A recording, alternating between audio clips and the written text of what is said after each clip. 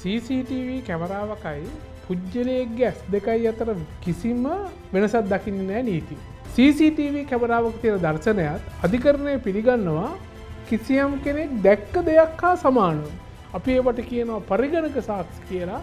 CCTV camera සවි කිරීම සම්බන්ධව නීතියක් නැහැ. ඒ නිසා අපි කාගෙන්වත් එහෙම අවසර ලබා ගැනීමක් අවශ්‍ය වෙන්නේ නැහැ. කෙනෙකුට හානියක් වුණා. ඒ හානියට බලපෑමක් වෙනවා නම් මේ CCTV කැමරාව අර විදිහට දැන්වීම ප්‍රදර්ශනය කිරීමෙන් අර දිලික්ත නීතිය යටතේ වෙන ආවරණය හම්බ වෙනවා. අපිට කිසියම් ගයක් පේනවනේ. අපි ඒක දිහා බලාගෙන ඉන්නවා. ඒක නීති විරෝධී නෑනේ. ඒ ආකාරයට කැමරාවක් ඒ නිවස විදිහට යොමු වුණොත් ඒක නීති විරෝධී නෑ. එහාවත් කෙනා නාන දිහා මෙහාවත් ඉඳගෙන බලාගෙන ඉන්න පුළුවන් නම් ඉතින් කැමරාවකුත් බලන්න පුළුවන්. ආවරණයක් සහිත ඒ කියන්නේ දොරගුළු තියෙන ගෙදරක් ඇතුළත පේන විදිහට නම් අපිට CCTV කැමරාවක් හයි කරන්න බෑ. ඇතුළේ හෝ මේ කාර්යාලයක් ඇතුළේ ඉඳගෙන අපිට නිදහසේ ඉන්න පුළුවන්. ඕනනම් නිර්වෘතියෙන් ඉන්න පුළුවන්. හැබැයි අපි ඉන්නේ කොහෙද? අපි ආරක්ෂිත සීමාවේ. දැන් ඒක ඇතුළට කැමරාවක් දාලා කාටවත් මේක බලන්න බෑ. CCTV කැමරාවක් විතරයි තියෙන්නේ. අපි මාර්ග නීති උල්ලංඝනය කරොත් අදාළ රථවාහන හිමිකාරයාට දඩකොලයක් වෙන ක්‍රමයක් එයි.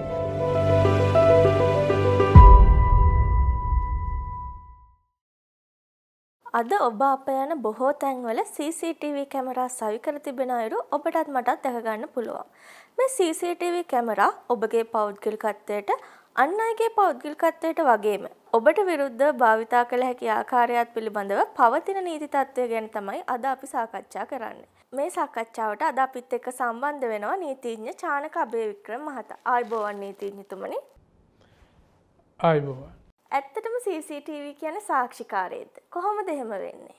CCTV කැමරාවකයි පුද්ගලයෙක්ගේ ඇස් දෙකයි අතර කිසිම වෙනසක් දකින්නේ නැහැ නීතිය. කියන්නේ ඔබ කිසියම් දෙයක් දැක්කට පස්සේ ඒ පිළිබඳව උසාවියක ගිහිල්ලා සාක්ෂියක් දෙනවනම් ඔබ ඇසූ දුටු දේ පිළිබඳව නම් සාක්ෂිය දෙන්නේ අධිකරණයේ සාක්ෂිය පිළිගන්නවා. ඒ වගේම තමයි CCTV කැමරාවක තියෙන දර්ශනයත් අධිකරණය පිළිගන්නවා කිසියම් කෙනෙක් දැක්ක දෙයක් හා සමානව. මේකේ තියෙන විශේෂත්වය තමයි සාමාන්‍ය උසාවියකදී පුද්ගලයෙක් කියලා සාක්ෂි දෙන්නේ ඔහු ඇසූ දේ. ඔහු දුටු දේ. හැබැයි CCTV කැමරාවක තියෙන දෙයක් CCTV කැමරාවක පටිගත වෙලා තියෙන දෙයක් උසාවියේ සාක්ෂි විදිහට පාවිච්චි කිරීමේදී අර සාමාන්‍ය පුද්ගලයෙක් සාක්ෂි දෙනවට වඩා වෙනස් ක්‍රමවේදයක් භාවිතා කරනවා. මොකද තියෙන තාක්ෂණයත් එක්ක අපිට පුළුවන් ඕනනම් එහෙම දර්ශන සිදුවෙච්ච විදිහට මවාපාන්න, පෙන්වන්න, දර්ශනයක තිබ්බ දෙයක් එඩිට් කරන්න. එතකොට එහෙම වෙලා නැති ස්වභාවිකවම ඒ තිබ්බ දේ කිසිදු හානියක් නොකර ඒ දර්ශනය ඒ ආකාරයෙන්ම අධිකරණයට ඉදිරිපත් කරනවා කියලා අපි ඒවට කියනවා පරිගණක සාක්ෂි කියලා. පරිගණක සාක්ෂියක් උසාවියට ඉදිරිපත් කරන ක්‍රමවේදයක් තියෙනවා. ඒකට යම් කාලයක් තියෙනවා නිශ්චිත කරලා මෙන්න මේක අපි ඉදිරිපත් කරන්න ඕන. ඒකේ ඒ ඉදිරිපත් කරන බව කාට විරුද්ධවද මේක ඉදිරිපත් කරන්න ඒ පාර්ශ්වයට අපි මේක දන්වන්න ඕන. ඊට පස්සේ ඒගොල්ලන්ටත් අයිතිය තියෙනවා මේ කැමරාව හරිද නිවැරදිද මේකේ තියෙන දත්ත තියලා ඒ උපකරණ පාවිච්චි කරන්න. ඒ උපකරණ වල නිර්වද්‍යතාවය පිළිබඳව ඕන විශේෂඥ මතයක් අපිට ගන්න. මේ වගේ ක්‍රමවේදයක් තියෙනවා මේ CCTV දර්ශනයක් සාක්ෂියක් විදිහට ගන්න ඕන. හැබැයි සාමාන්‍ය පුද්ගලයෙක් සාක්ෂි දෙනවා නම් ඔය මුකුත් නෑ සාක්ෂි ලයිස්තුවක විතරයි නම තියෙන්න ඕන. අදාළ නඩු විභාග දවසේදී කියලා සාක්ෂි දෙන්න පුළුවන්.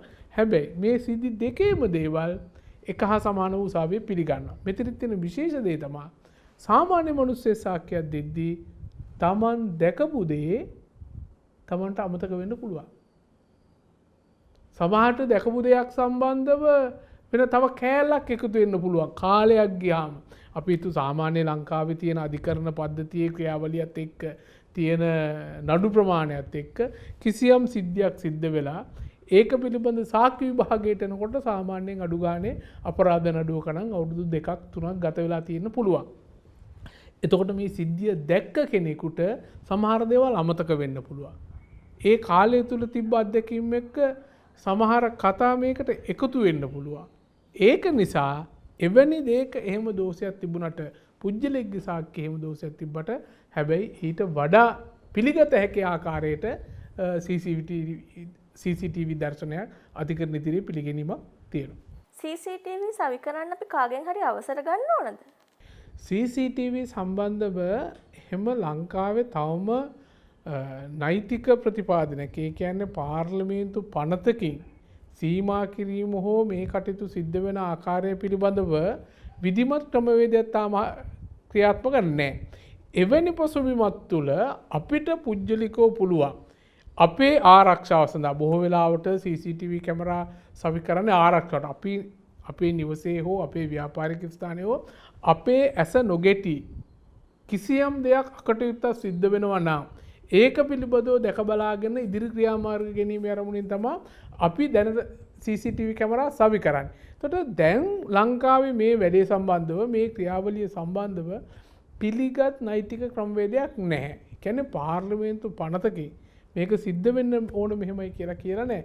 ඒ අර්ථයෙන් ගත්තාම අපේ රටේ CCTV කැමරා සවි කිරීම සම්බන්ධව නීතියක් නැහැ. ඒ නිසා අපි කාගෙන්වත් එහෙම අවසර ලබා ගැනීමක් අවශ්‍ය වෙන්නේ නැහැ.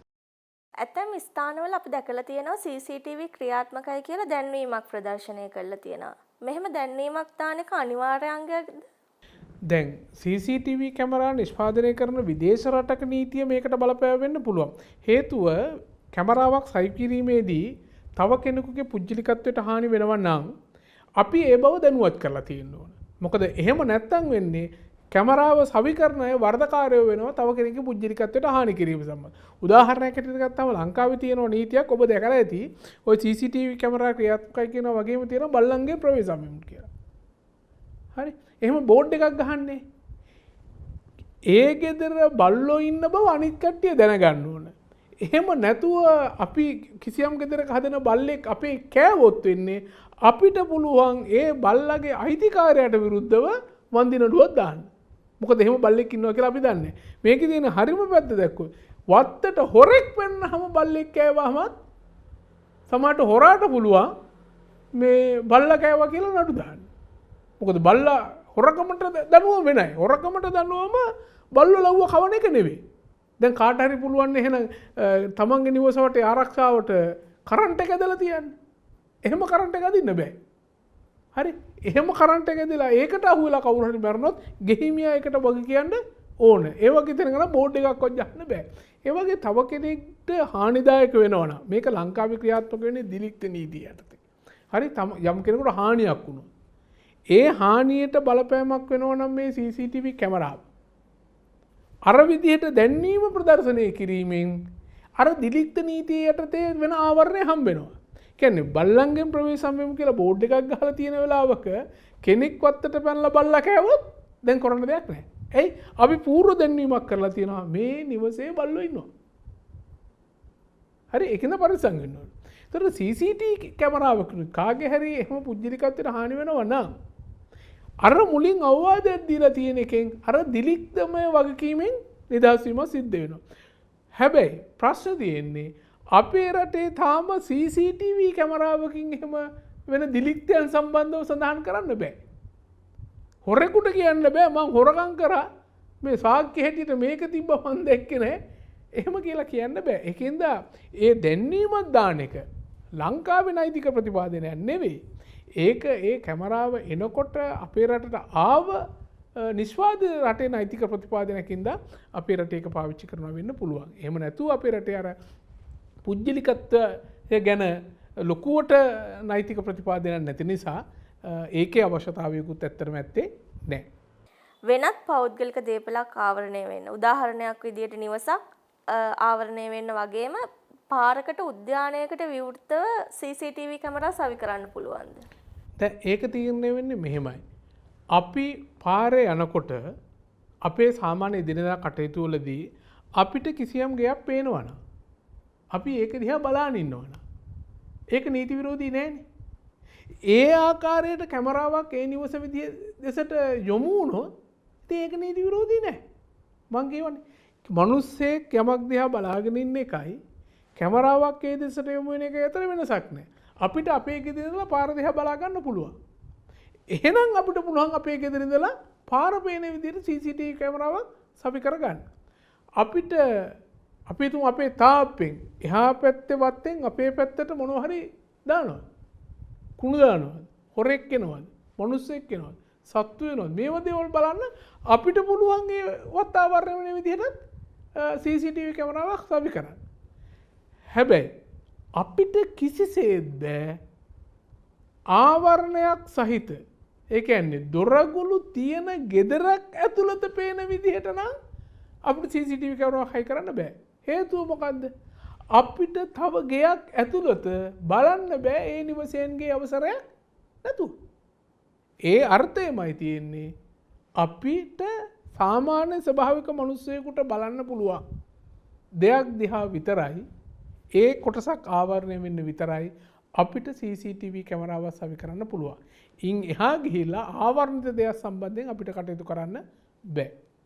ඒ කියන්නේ ඔබතුමා කියන විදිහට CCTV එකක් හයි කරලා මට එහා ගෙදර ස්විමින් pool එකේ නාන එක්කෙනා දිහා වුණත් බලාගෙන ඉන්න පුළුවන්. මොකද ඒ ස්විමින් pool එක ආවරණය කරලා නැත්තම් එයා ප්‍රසිද්ධිය නම් ඒක නාන්නේ. දැන් එයාගේ වත්තේ තමයි. හරි එයාගේ වත්තේ තියෙන එක දිහා ඔබට ස්වභාවිකව බලන්න පුළුවන් නම් ඉතින් කැමරාවකිනුත් බලන්න පුළුවන්. හැබැයි හොඳට මතක තියාගන්න. එහා වත්තේ ස්විමින් pool එක තියෙන ඒරියා එකේ තියෙන්නේ අඩි 6කට 8ක් 10ක් විතර තාප්පයක් නා. ඔබට ඒ තාප්පෙට උඩින් ඉබිලා ඒක දිහා බලන්න බෑ. මොකද එයා ඒක ආවරණය කරලා තියෙන්නේ. එහෙම ආවරණයක් නැතුව පාරේ යන්නේ ඕන කෙනෙකුට පේන විදිහටයි සාමාන්‍ය කොට තාප්පයකින් අපි ගිහිල්ලා එතන හිටගත්තාම අපිට එහා වත්තේ pool එක පේනවා නම් එහෙම අවස්ථාවක අපිට ඉතින් කැමරාවක් ඒ පැත්තට හයි කරලා ඒක බලනකොට කරන්න දෙයක් නැහැ. මොකද කැමරාව නැතත් අපිට ඒක බලන්න පුළුවන්. ප්‍රශ්නේ තියෙන්නේ අර මං කිව්වේ විශේෂයෙන් සලකන්න ඕන කාරණාව තමයි අපි කිසියම් ආවරණයකට එහාට යනවාද? ගෙයක් ඇතුලේ වෙන දේවල් අපිට බලන්න පුළුවන්ද? උදාහරණයක් ඇටියට ගෙයක් ඇතුලේ ඉඳගෙන මේ ගේ ඇතුලේ හෝ මේ කාර්යාලයක් ඇතුලේ ඉඳගෙන අපිට නිදහසේ ඉන්න පුළුවන්. ඕනනම් නිර්වෘතියින් ඉන්න පුළුවන්. හැබැයි අපි ඉන්නේ කොහෙද? අපි ආරක්ෂිත සීමාවක. දැන් ඒක ඇතුළට කැමරාවක් දාලා කාටවත් මේක බලන්න බෑ.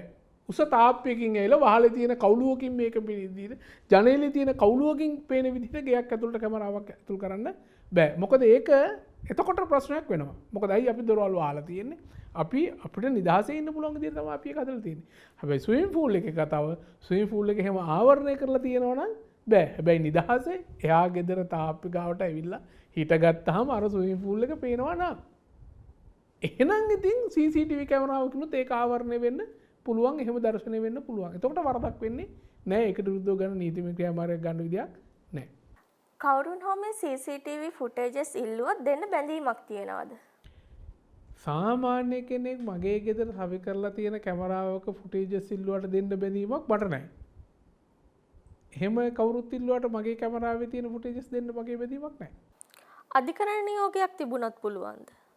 ඔව් කිසියම් අපරාධයක් සම්බන්ධව විමර්ශනය කරද්දී පොලිසිය අධිකරණයෙන් අවසර ඉල්ලනවා නම් අහවල් තැන තියෙන CCTV කැමරාවල තියෙන ෆුටේජස් අවශ්‍යයි. ඒ සඳහා නියෝගයක් කරන්න කියලා දැන් අධිකරණ නියෝගයක් හින්දා අපි දෙන්න බැඳලා ඉන්නවා. මොකද අපි දැන් අවනත වෙන්නේ සාමාන්‍ය මිනිස්සෙක්ගේ ඉල්ලීමකට නෙවෙයි අධිකරණ නියෝගයකට. එවැනි අවස්ථාවක ස්වභාවිකව ඒවා මෙකිලා නැත්තම් ඒ අදාළ ෆුටේජස් ලබා දීමට අපිට වගකීමක් තියෙනවා. CCTV footages දැනම නොදී ඉන්න පුළුවන්ද? එහෙම නොදී හිටියොත් ඒක වරදක් වෙනවද? ඔව් අධිකරණ නියෝගයක් තියෙන වෙලාවට අධිකරණය විසින් නියෝගයක් කරලා CCTV footages ඉල්ලලා තියෙනවා නම් ඒ වෙලාවට නොදී ඉන්න බෑ. එහෙම වුණොත් අධිකරණ නියෝගයකට අවනත නොවීම යටතේ ඔහුට දඬුවම් ලබන්න පුළුවන්. මේ CCTV footages හිතාමතාම කවුරුන් හෝ මක්කා දමා තිබුණොත් ඒක වරදක් වෙනවද? එතනදි මෙහෙමයි සාමාන්‍යයෙන් අධිකරණ නියෝගයකට අනුව මේක ගන්න යද්දී අදාළ CCTV footages මැකිලා තියෙනවා නම් හැබෑවටම කරන්න දෙයක් නැහැ. මොකද සාමාන්‍ය CCTV footages සති දෙකක් මාසයක් හෝ මාස දෙකක් අතර කාලේ ඉබේම මැකෙන්න පුළුවන්. එතකොට එහෙම ඉල්ලීමක් කරලා අපි කිසියම් සිද්ධියක් දැකලා ඒක අපේ එකෙන් මකලා තියෙනවා. ඉතින් අපි ඒ සම්බන්ධයෙන් කරන්න දෙයක් නෑ එහෙම වුණොත්. හැබැයි අපි බැඳී තියෙනවා තියෙන දේවල් ටික දෙන්න. තියෙනවනම් නොදී ඉන්න බෑ. හැබැයි ඒක මකලා නම් ඉතින් ඒකට කරන්න දෙයක් නැතුව යනවා. අපේ අවසරයකින් හෝ අනුදැනුමකින් තොරව මේ CCTV footages කාට හරි ගන්න පුළුවන්ද? අපේ තියෙන දත්ත පද්ධතියට කවුරුන් හෝ පිටින් ඇතුල් වෙනවා නම් ඒක වරදක්. ඒක කාටවත් කිසිම කෙනෙකුට අපේ දත්ත පද්ධතියට අපේ අවසරකින් තොරව ඇතුල් වෙලා එහෙම අපේ තියෙන තොරතුරු ගන්න හැකියාවක් නැහැ. ඒක නීතිය තන. මාර්ග නීති කඩකිරීම වලදී CCTV ෆුටේජස් භාවිතා කරන්න පුළුවන්ද? පුළුවන්. දැන් මේ සමාජයේ මතයක් තියෙනවනේ රථවාහන වරදක් සම්බන්ධයෙන් පොලිස් නිලධාරීන් දෙන්නෙක් ඉන්න ඕනේ කියලා. ඒ මතය සම්පූර්ණයෙන් වැරදි. එක පොලිස් නිලධාරියෙකුට පුළුවන් රථවාහන වරදක් කරපු තැනැත්තෙකුට විරුද්ධව නඩු පවරන්න. හැබැයි මෙතනදී ඕන වෙනවා ඒ පොලිස් නිලධාරියා කියන කතාව තහවුරු කරන්න තව සාක්ෂියක් ඕන වෙනවා. එතනදී තමයි ඔය රථවාහන වැරදි වලදී කියන්නේ නිලධාරීන් දෙන්නෙක් ඉන්න ඕනේ කියලා. හැබැයි දැන් ලංකාවේ මේ වෙනකොට ක්‍රියාත්මකයි එක නිලධාරියෙක් ඉන්නේ දඩය ලබා ගන්න හා CCTV දර්ශන අරන් දෙනවා. දැන් ප්‍රශ්නයක් නැහැ. ඒත් එක්කම අනාගතයේදී නීතිය වර්ධනය වෙයි. කිසිම පොලිස් නිලධාරියෙක් නැහැ. CCTV කැමරාවක් විතරයි තියෙන්නේ. අපි මාර්ග නීති උල්ලංඝනය කරොත් අදාළ රථවාහනයේ හිමිකාරයාට දඩකුලයක් වෙන ක්‍රමයක් එයි. දැනට හයිවේ වල හයි ස්පීඩ් අල්ලන්න පුළුවන් කැමරා තියෙනවා. දැන් ලංකාවේ මෑත කාලීනව සාමාන්‍ය මාර්ග වලටත් මේ කැමරා ගෙන ආවා. එතකොට ඒ වගේ තියෙන වීඩියෝ එක. එතකොට ඒව මාර්ගයෙන් අදාළ කොටස විතරක් කරලා යන්න පුළුවන්. ඒතර නිලධාරියෙක් බලන ඇහින් දැක්ක කියලා කතාවක් නැහැ. නීතිය වර්ධනය වෙනකොට ප්‍රවර්ධනය වෙනකොට ඒ තාක්ෂණික දේවල් පාවිච්චි කරන්න පුළුවන්. දැන් නුදුරු අනාගතයේදී ලංකාවේ වගේ තත්වයකට පරිවර්තනය වෙනවා.